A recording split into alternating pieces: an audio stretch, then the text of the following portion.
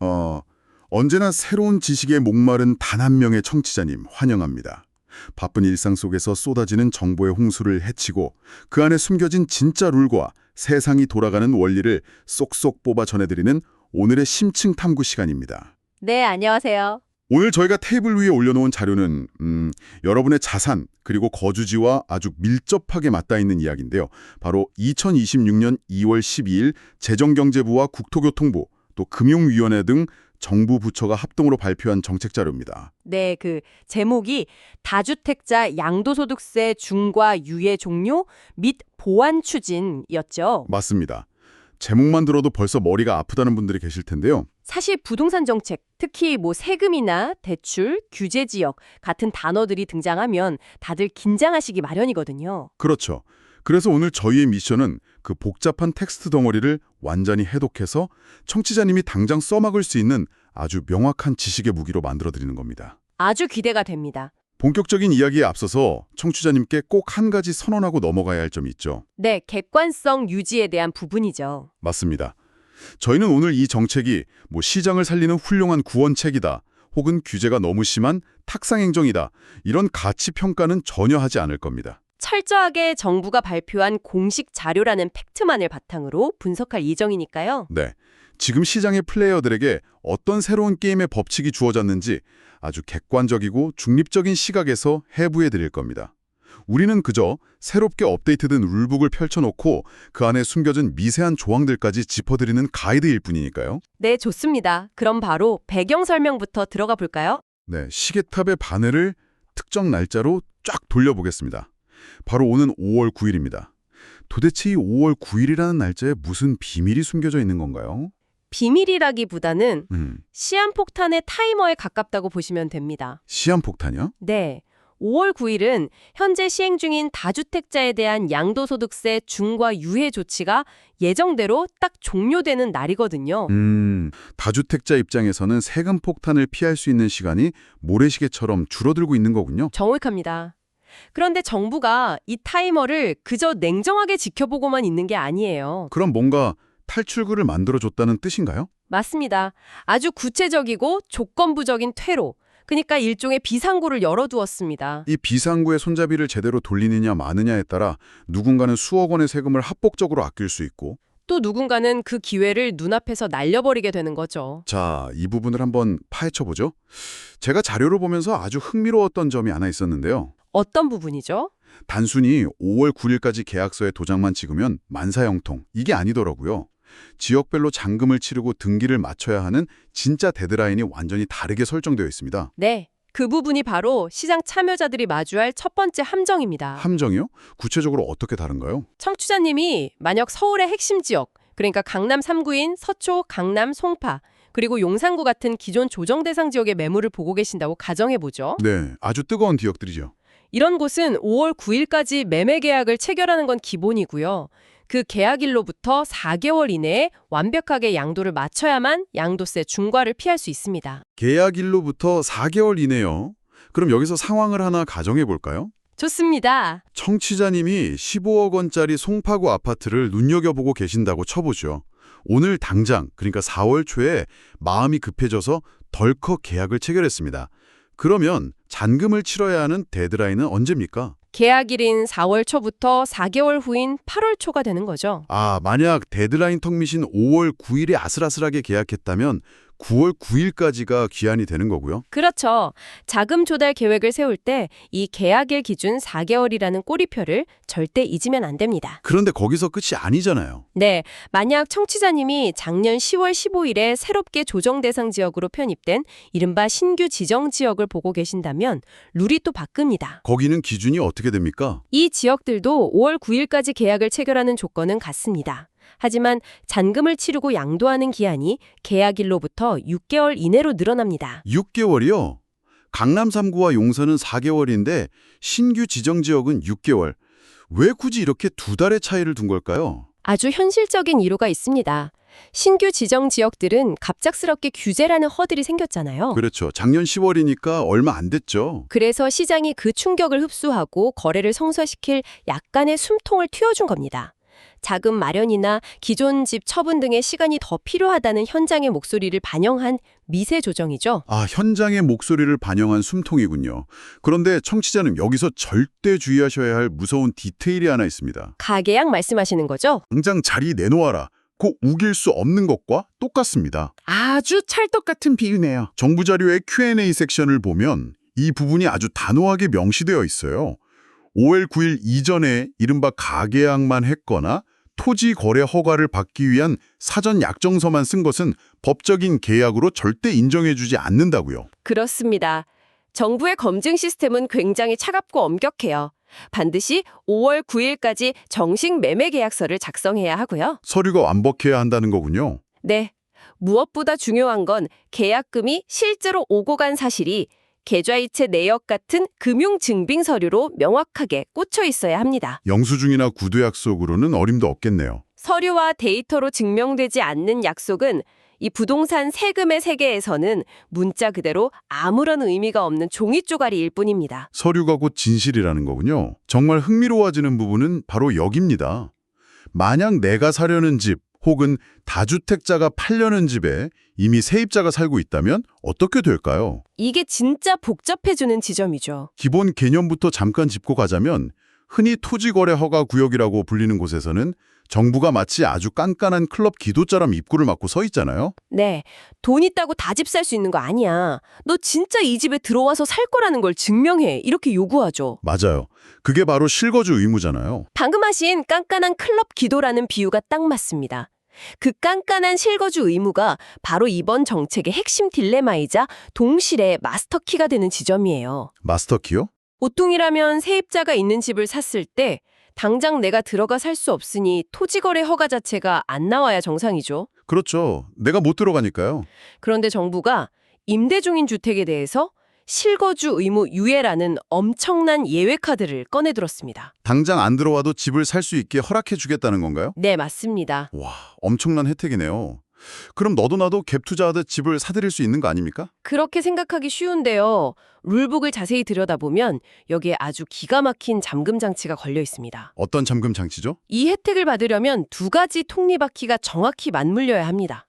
첫째, 집을 파는 매도인은 반드시 그 지역의 집을 여러 채 가진 다주택자여야 합니다. 네, 파는 사람은 다주택자. 그리고 둘째, 그 집을 사는 매수인은 반드시 단 한 채의 집도 없는 무주택자여야 합니다. 잠깐만요. 만약 1주택자인 김모 씨가 강남에 있는 자기 집을 팔려고 내놨는데 무주택자인 이모 씨가 그걸 사겠다고 나섰습니다. 이 경우엔 세입자가 있어도 유예 혜택을 못 받는 건가요? 정확히 짚으셨습니다. 매도인이 1주택자라면 이 예외 규정은 작동하지 않아요. 철저하게 다주택자의 매물만 타겟으로 삼은 거군요. 애초에 이번 조치의 근본적인 목적이 다주택자들의 물량을 시장에 끌어내는 것이기 때문이죠. 아, 정부 입장에서는 다주택자들이 양도세 중과를 피하려고 내놓는 그 알짜배기 매물들이 또 다른 다주택자의 손으로 들어가 투기의 온상이 되는 것을 원치 않는 겁니다. 오직 무주택자의 내 집 마련이라는 파이프라인으로만 그 매물들이 흘러가도록 아주 정교하게 수로를 파놓은 셈이네요. 다주택자의 물건을 무주택자에게만 넘기도록 유도하는 완벽한 설계입니다. 청취자님, 만약 지금 전세 살면서 현금을 모아두신 무주택자시라면 이 조건부 유예 조치가 마치 정부가 은밀하게 쥐어주는 VIP 패스처럼 느껴지실 겁니다. 분명히 엄청난 기회죠. 그런데 이 실거주 의무 유예 언제까지 봐주는 건가요? 세입자가 거기서 10년, 20년 계속 연장하면서 살아도 상관없는 건 아닐 텐데요? 당연히 무한정 봐주지 않습니다. 여기서 아주 강력한 데드라인이 다시 한번 등장하죠. 또 데드라인이 있군요. 언제입니까? 원칙적으로는 현재 맺어져 있는 세입자의 임대차 계약 최초 종료일까지만 실거주 의무가 유예됩니다. 최초 종료일이요. 네, 그런데 세입자가 계약갱신 청구권을 써서 기간이 늘어나는 등 여러 변수가 있을 수 있잖아요. 현실에서는 흔히 일어나는 일이죠. 그래서 정부가 아예 못을 박았습니다. 어떤 변수가 생기던 간에 아무리 늦어도 2028년 2월 11일까지는 집을 산 매수자가 무조건 그 집에 짐을 싸들고 입주해야 합니다. 2028년 2월 11일. 청취자님, 만약 이 패스를 사용해 집을 사셨다면 달력에 빨간 펜으로 크게 동그라미를 치셔야겠습니다. 스마트폰 알람을 한 5개쯤 맞춰두셔야 할 겁니다. 혹시라도 깜빡할까 봐 부모님께 그날 아침 꼭 모닝콜을 해달라고 부탁하셔야 할 정도예요. 맞습니다. 이 날짜를 넘기면 그동안 받았던 혜택이 전부 날아가고 어마어마한 페널티를 물게 될 테니까요. 이 날짜는 어떠한 타협도 불가능한 절대적인 마지노선입니다. 페널티가 무섭네요. 그런데 청취자님, 이 복잡한 예외 조항 속에서도 또 다른 예외의 예외들이 거미줄처럼 얽혀 있다는 사실 혹시 눈치채셨나요? 제가 노티드 고르면서 머리를 쥐어뜯었던 부분이 바로 거깁니다. 만약 내가 산 집의 세입자 계약 기간이 토지거래 허가를 받은 시점에서 딱 계산해보니 4개월도 채 안 남았다면 어떻게 되는 건가요? 그런 상황이라면 방금 말씀드린 유예 혜택이라는 건 의미가 없어집니다. 혜택이 사라진다고요? 자녀 임대차 기간이 4개월 미만이라면 기존의 엄격한 오리지널 규정으로 돌아갑니다. 오리지널 규정이라면 허가일로부터 4개월 이내에 매수자가 무조건 직접 입주해야 하고 들어가서 2년 동안 꼼짝없이 실거주를 해야 한다는 뜻이죠. 봐주는 거 없이 바로 실거주 돌립이군요. 그런데 제 눈을 의심하게 만든 아주 파격적인 조항이 하나 더 있었습니다. 신규 지정 지역 말씀하시는 거죠? 네, 아까 매수자는 무조건 무주택자여야 한다고 우리가 입이 마르도록 강조했잖아요. 그랬죠. 그런데 작년 10월에 신규 지정된 조정 대상 지역에서 세입자의 남은 계약 기간이 6개월 미만인 집을 살 때는 이 무주택자 룰이 와장창 깨져버린다고 나와 있더라고요. 여기서 흥미로운 점은 그게 바로 정책의 디테일이 살아 숨쉬는 대목이라는 겁니다. 디테일이요? 어떤 디테일이죠? 신규 지정 지역의 거래가 너무 얼어붙는 것을 막기 위해 정부가 파격적인 백도어를 열어준 셈인데요. 그 지역들에서 세입자 잔여 기간이 6개월 미만인 다주택자의 매물이라면 집을 사는 사람이 무주택자가 아니어도 됩니다. 무주택자가 아니어도 된다고요? 즉, 이미 집을 가지고 있는 유주택자라도 그 매물을 합법적으로 살 수 있다는 엄청난 예외입니다. 청취자님 들으셨나요? 만약 기존에 집이 한 채 있는데 상급지로 갈아타기를 노리셨던 분들에게는 이 조항이 그야말로 황금 아파트 열쇠나 다름없네요. 정말 흔치 않은 기회죠. 그런데 한 가지 의문이 생깁니다. 네, 말씀하시죠. 신규 지역은 아까 계약 후 6개월 내에 잔금과 등기를 마쳐야 한다고 했잖아요. 그런데 토지거래 허가를 받으면 보통 4개월 내에 실입주를 해야 하는 규정과 기간이 충돌하는 것 아닌가요? 예리하십니다. 이 두 가지 타임라인이 부딪히는 모순을 정부도 인지한 거죠. 그래서 행정적인 싱크를 맞추는 작업이 들어갑니다. 싱크를 어떻게 맞추나요? 신규 지역의 경우 매수자가 계약일로부터 6개월 이내에 잔금과 등기를 마치고 동시에 토지거래 허가일로부터 6개월 이내에 입주해서 2년 실거주하는 것이 완벽하게 호환되도록 이번 달 안으로 관련 법령을 개정하겠다고 못을 박았습니다. 4개월을 6개월로 맞춰주는군요. 여기서 흥미로운 점은 행정 절차의 디테일입니다. 부동산 거래신고법상 신청일로부터 영업일 기준 15일 이내에 심사를 완료하게 되어 있거든요. 15일이요? 네, 그러니까 이 행정관청의 서류 처리 기간 15일까지 치밀하게 계산해서 자금과 이사 일정을 짜라는 것이 정부가 주는 숨은 메시지입니다. 관청의 서류 심사 기간 15일까지 계산해서 움직여라. 정말 혀를 내두를 정도로 치밀하네요. 실전에서는 하루 이틀 차이로 억 단위의 돈이 오가니까요. 그런데 다 주택자인지 무주택자인지 이걸 정부가 말만 믿고 허가증을 덜컥 내어줄 리는 만무하잖아요. 서류 작업도 장난이 아니겠는데요. 당연합니다. 증명하지 못하면 권리도 없죠. 기본적인 전세나 임대차 계약서는 기본 중에 기본이고요. 또 뭐가 필요합니까? 매도인이 진짜 다주택자인지, 매수인이 진짜 무주택자인지 국세청과 국토부 시스템을 돌려 검증해야 하니까 양측의 개인정보 동의서가 필수 서류로 들어갑니다. 개인정보 동의서. 정보 제공에 동의하지 않으면 이 모든 거래 프로세스는 첫 단추조차 꿰지 못하고 튕겨나가게 됩니다. 청취자님, 여기까지 잘 따라오고 계신가요? 매매기한의 법칙, 무주택자라는 자격 조건, 세입자의 계약 기간이라는 변수까지 알아봤습니다. 네, 정말 숨가쁘게 달려왔네요. 하지만 우리가 현실에서 부동산을 이야기할 때 절대 빠질 수 없는, 아니 사실상 모든 거래에 생사 여탈권을 쥐고 있는 거대한 도미노가 하나 더 남아 있습니다. 가장 중요한 부분이죠. 바로 대출입니다. 수십억 하는 사울 아파트를 통장에 있는 현금만 탈탈 털어서 살 수 있는 사람은 정말 극소수니까요. 대출이야말로 이 정책이라는 멋진 도면이 현실의 땅 위에서 건물이 되어 올라가게 만드는 진짜 뼈대죠. 네, 먼저 주택담보대출, 이른바 주담대의 전입신고 의무부터 들여다볼까요? 원래 규제 지역에서 주담대를 끌어다 쓰면 은행이 대출금을 쏴준 날, 즉 대출 실행일로부터 6개월 이내에 무조건 그 집으로 전입신고를 맞춰야 합니다. 돈 빌려줬으니 딴짓하지 말고 당장 들어와 살아라, 이거죠? 맞습니다. 그런데 앞서 우리가 살펴봤듯 세입자가 버젓이 살고 있는데 어떻게 전입신고를 하겠습니까? 그렇죠. 세입자를 쫓아낼 수도 없고요. 그래서 정부가 여기서도 유예라는 카드를 꺼냈군요. 그렇습니다. 세입자가 있는 경우 전입기한을 뒤로 밀어줍니다. 기준이 두 개인데요. 어떤 기준인가요? 대출 실행일로부터 6개월, 그리고 임대차 계약 종료일로부터 1개월. 이 두 개의 날짜 중에서 더 늦은 시점까지 전입신고를 유예해줍니다. 더 늦은 시점이요. 세입자가 나갈 때까지 대출 때문에 발을 동동 구르지 않게 배려한 거죠. 다행이네요. 가격을 판단하는 기준일이 있습니다.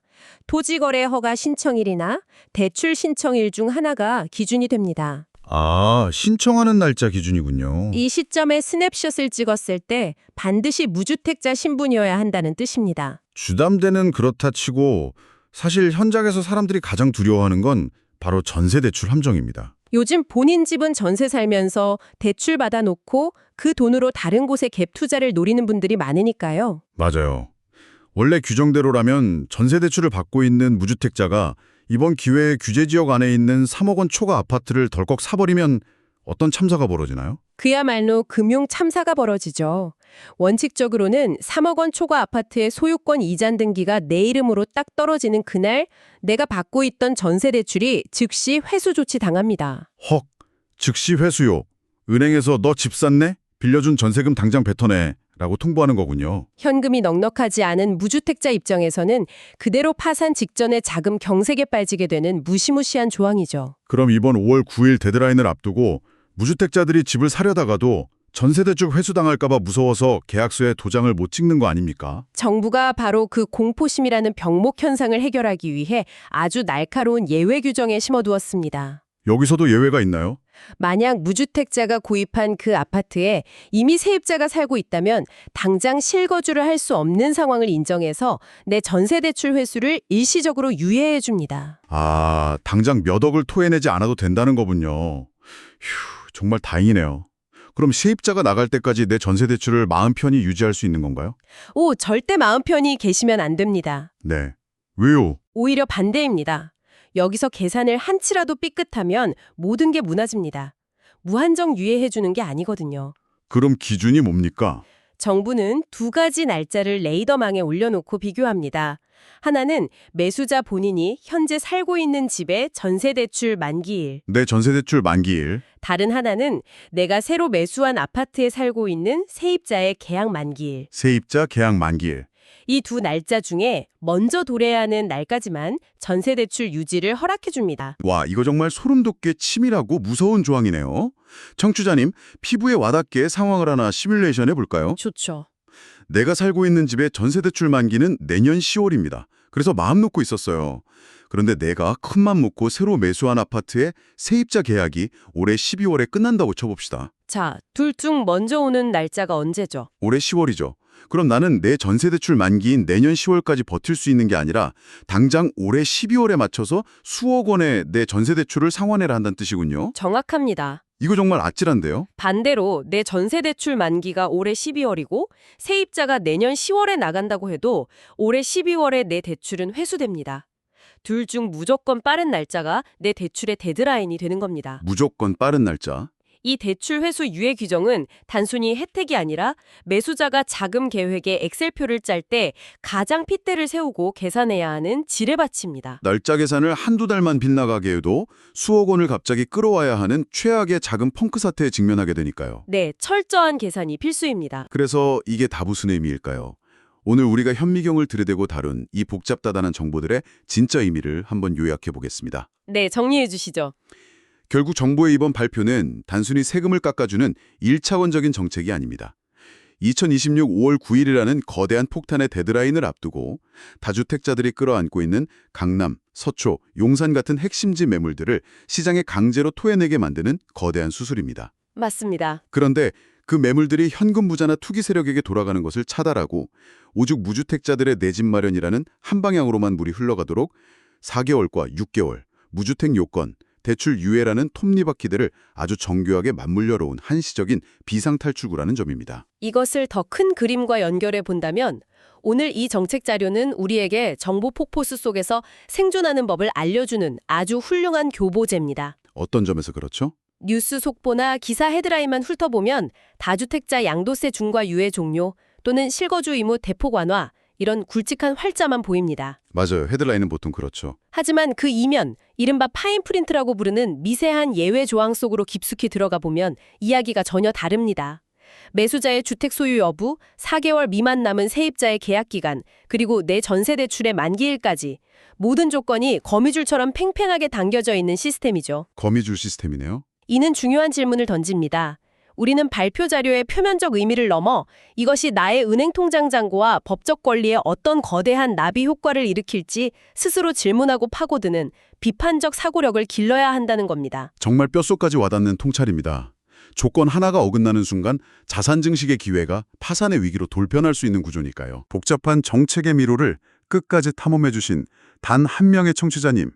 이제 이 팩트들을 무기 삼아 마지막으로 깊은 생각에 잠겨볼 만한 도발적인 화두를 하나 던져드리며 마무리하고자 합니다. 어떤 화두인가요? 오늘 분석해본 바와 같이 지금 대한민국 부동산 시장에는 5월 9일 이전에 강남 3구나 용산 같은 최상급지 매물들이 강제적으로 무주택자의 손으로 넘어가도록 유도하는 강력하고 인위적인 인센티브가 작동하고 있습니다. 네, 아주 강력한 인센티브죠. 그렇다면 청취자님, 눈을 감고 한번 2에서 3년 뒤의 미래를 상상해 보시죠. 이 까다로운 거래 조건이 장기적으로 이 프리미엄 지역들의 거주자 인구 통계를 어떻게 뒤바꿔 놓을까요? 부의 지도가 2030세대 신흥 무주택, 현분 보유자들을 중심으로 새롭게 칠해지게 될까요? 흥미로운 관점이네요. 더 나아가서 다주택자들이 전월세를 돌리며 임대 물량을 공급하던 이 수많은 핵심지 아파트들이 결국 예외 조항의 마지막 마지노선인 2028년에 이르러 매수자들의 자가거주용으로 100% 강제 전환된다고 가정해 봅시다. 전원이 입주해야만 하니까요. 그렇다면 향후 2년 뒤 이 지역들의 전세나 월세 공급 물량에는 과연 어떤 무시무시한 연쇄 절벽이 일어나게 될까요? 밀려난 기존 세입자들은 도대체 어디로 거처를 옮겨야 할까요? 정말 시장 전체를 뒤흔들 수 있는 나비 효과가 될 수 있겠군요. 이 질문들에 대한 정답은 오늘 저희가 읽어드린 정부 문건 그 어디에도 나와 있지 않습니다. 하지만 오늘 우리가 치열하게 나눈 이 지식의 팩트 조각들을 맞춰본다면 청취자님 스스로가 다가올 거대한 부동산 시장의 파도를 남들보다 한 발 앞서 그려볼 수 있는 훌륭한 나침반을 얻으셨으리라 확신합니다. 저도 그렇게 생각합니다. 오늘 다룬 디테일들이 그 나침반의 바늘이 되어줄 겁니다. 오늘도 이 깊고 끈질긴 지식의 탐구 여정에 끝까지 동행해 주셔서 진심으로 감사드립니다. 감사합니다. 저희는 앞으로도 세상에 넘쳐나는 수천 장의 텍스트 속에서 청취자님의 소중한 시간을 가장 가치 있게 만들어줄 날카롭고 번뜩이는 지식의 엑기스만을 꽉꽉 짜내서 다시 돌아오겠습니다. 다음 심층 탐구 시간에서 뵙겠습니다.